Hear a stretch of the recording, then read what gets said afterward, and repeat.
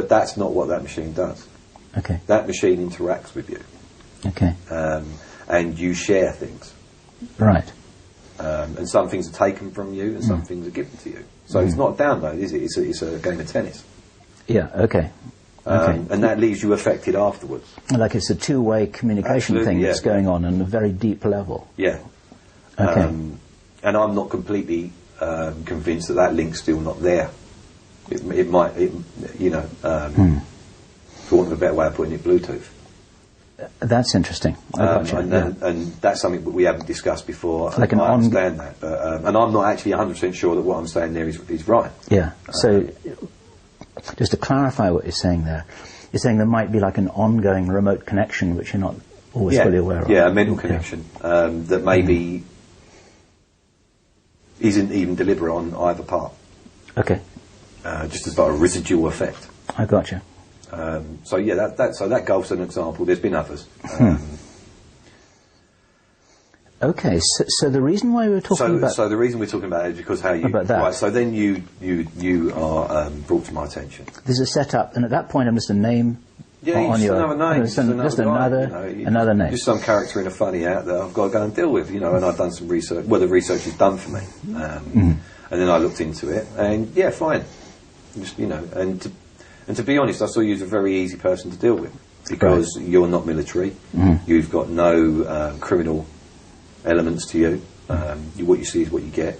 So I thought, you know, you're a stand-up guy. The stand-up guys are the easiest ones to deal with because they've got morals. Okay. You can hang someone on their morals just like that. Okay. They will do the right thing. You know, I told you a story about if you want to get to someone, you just have a cab pull up with a woman with a castle, right? Yes. And the good guy will go straight over and you're in. Yeah. It's easy. But if you're trying to deal with someone that isn't moralistic, you would just stand there and that won't work. Yeah. What you're saying is that the stand-up guys, you call them, is just very predictable. Yeah. And if you've got an opponent or a target who's very predictable, then it's dead easy to do. Yes, you're playing a game of chess and you know every move that person's going to make. It's not going to be much of a game, is it? Yeah, right. Okay. So you thought it was going to be a pushover and you thought it was just going to... Or something like that? Yeah, no, I thought it was going to be a pushover. Okay. No problem. I didn't think you'd take up more than a couple of days of my time. Okay. So here we are 6 months later. There you go. So... What's happened at that point that caused... Well, that education, shall we say, that interaction,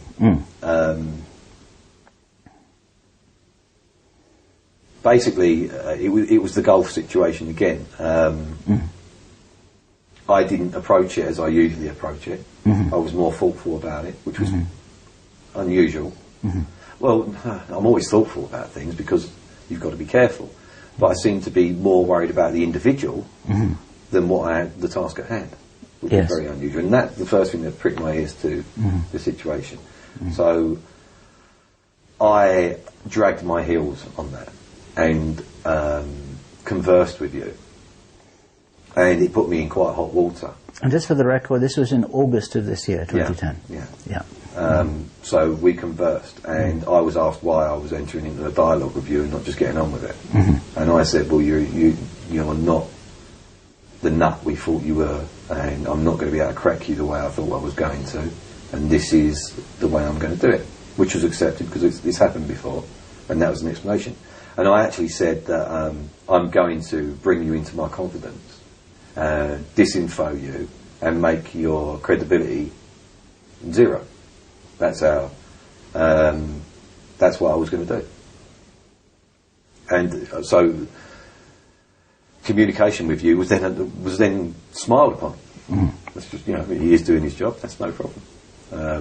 The thing was, in talking to you, you changed my mind, and no one does that.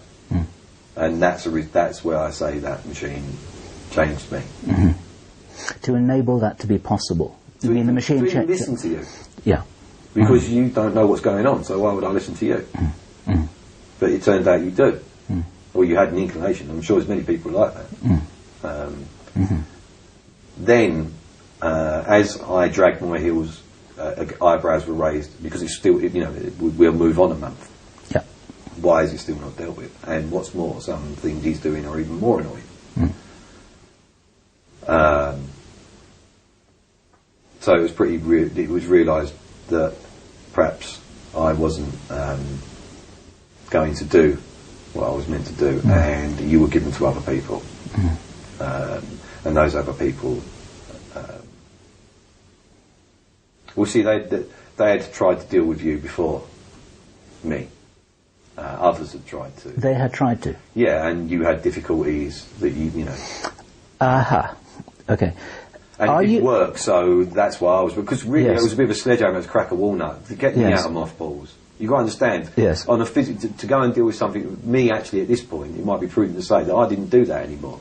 It was a little bit of a sledgehammer to crack a walnut. Right. Which is another reason that made you more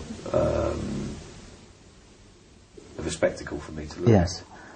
Are you able to say on record here that what you're referring to is that other people were deployed to interfere with the work that Kerry Cassidy and I were doing in Project Camelot? Are you able to say that? Yeah, yeah. Okay. Yeah, that's fine. And you're saying that... And to interfere with your relationship. Divide and conquer. Yes. Okay. So, without going into those embarrassing details for individuals concerned, let's just say that happened, but then all that happened then was the amoeba split, and you could sort of say... We had two problems. Then he had two problems, Yeah. because then he had Kerry doing her thing and me doing my thing. Yeah, so that's when I was brought in, because it obviously wasn't working. Right. And that wasn't the way to deal with it. Okay. And then, as I said, you know, your file dropped on my desk and I started to do what I... And then in our discourse I realised that there was more to you than met the eye. I dragged my heels, wondered why you were such a issue, and the more I dragged my heels, the more uptight people that don't get uptight got. And that set some alarm bells off for me as well. And I whenever you see something like that, it's always a good idea to find out why, because financially and business-wise there might be an advantage in there. So I felt it prudent, because I'm always after the next man's chair, and that man knows that. So I thought, you know, I'll look into this, and that's why I dragged my heels. And then I realised it was getting more intense, and they actually showed themselves up, and it got to a point where I had to be told what and why. Yeah. And it became apparent there's much more to this than met the eye. Yeah. Yeah. Okay. What about that can you say here? What, genetics? Try it. Yeah. Okay. This is now entering another huge area of this playing field, right? Yeah. This is the problem you're going to have. Do you remember when we first spoke? When we decided that we said that we're going to go off in different fields, and you can spend 6 hours on each one. Absolutely. And I'm not even an educated man, so it's going to be hard for me to. So that makes the problem, you know, the process even longer, doesn't it? But yeah, so genetically, there are lines of people, and those people have been around that genetic line, not family name, although that does often go in hand. Those genetic lines of people have known things for many, many years, thousands of years, and it's put them in a prominent position. You know, 98% of the money with 2% of the people. Is it really that hard to understand? Yeah. That if you've got the money, you're not going to let it go. Yeah. And if you've got the money, people are going to come to you with their ideas. So you get the jump on everybody else. And if you decide not to publish that idea, and that idea is handy for your business, I mean, is it really that far-fetched? I mean, is it that hard for people to understand that if you've got an advantage at every step of the way, that you're going to end up in charge? Yeah. What we're talking about, just for other people's benefit, is what other writers and presenters are talking about bloodlines. Yeah. Yes. Okay. We're talking about bloodlines. Yeah. And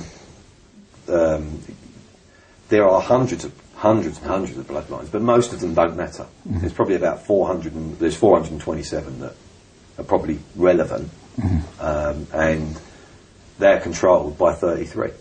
33 bloodlines. Yes. And the 33 bloodlines, would it be correct to say that they're on the inside? They are the inside. They are the inside. Yeah. They determine what's inside and what's outside. Yeah. Okay. And they know what's going on, they know the whole story. Yes. And the others... And that's where the story gets crazy. And that's when I'm not really part of that. I understand. I'm not actually in with that. You know me as a person, and you know that I'm very down to earth. Yeah. And I'm not a flower child in any way, and to me it's a complete load of nonsense. But it's their religion. Yes. And it didn't matter to me because it makes me money. Yes. Yes. That's at the early stage. Of course, I realised as I'm an older man and that I haven't actually got an awful lot of time left, that maybe I'm going to kick them in the nuts on the way out. Yes. Right. Why is it that in using your words that you want to kick them in the nuts, and you're using this opportunity to do it in a way, in a way? Is it okay to say that on record? Yeah. Okay. What is it? Why would you want to do that? Because I can. Okay. I really can't give you a better answer than that. Okay. You know my character now. It's what I do, isn't it? It's why I'm. It's the ability I've got. Yes. It's the unpredictable ability that I've got. Yeah. So you can't turn it off, can you? I've got myself in trouble before with it, you know. So it's not a case of, you know, someone's not mentally ill if they can suddenly behave themselves when the police turn up. Right. Catch-22. Yeah, they're not mentally ill because they've behaved themselves. If they carry on going completely crazy and attack the police, then it's a fair assumption that they are actually quite ill. Yes. If you see what I mean. I understand what you're saying. So I can't turn it off. I really am what I am. That is actually letting it run out. That interference was part of it. Yes. You know, that is the argument that is always going on. Yes. And it's a chicken and egg, isn't it? You know, is he interfering or is he meant to interfere? Is it? Yes. It's like, is the interference actually part of the natural process? Part of the natural process. Yes. If the lion jumps on the deer, is that interference? Yeah, exactly. Actually, it's just the lion doing, etc. That's right. Yeah. Was it cruel? It's not. No, Yeah. And you can put that in the world as well. You know, the politics, the energy crisis, etc. You know, they're letting it play out with some tweaking and steering. Maybe, is that an understatement? Well, this is what we're saying. Is tweaking and steering. Is the human race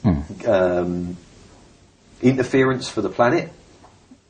Right. Or was it meant to happen? Yes. All right. So we make a big mess of it. Yeah. A couple of million years go by. Does it matter? Of course not. Yeah. If the planet's black, what form of life comes next? Yeah. Was it meant to? Okay. So so I don't get involved in that. And as I said, my feet are on the ground. I don't care about all that. That's their argument. You've asked me to explain it. Okay. I've done it as best as I can, but I'm not really interested in it. I think that's very clear. I think it's amazingly interesting, and of course, here I can say that I find it excruciatingly boring. There you go. But then I didn't like history. Well, right, yes, it's off record. Is what you've always. I mean, in the past when we've spoken off record, you've always referred to it as a history lesson, and you're always interested in the here and now. You're not interested in all the tradition and the history and the background and the context for all of this. Never been part of it. Yes, I understand. But it has been an interesting few months for us both, in a way. Yeah. In a way here.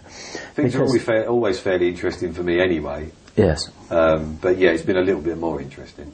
Yes. In the sense of the Chinese curse, may you live in interesting times. Yeah. Some things have been a bit too interesting. Yeah, right? yeah, definitely. Okay.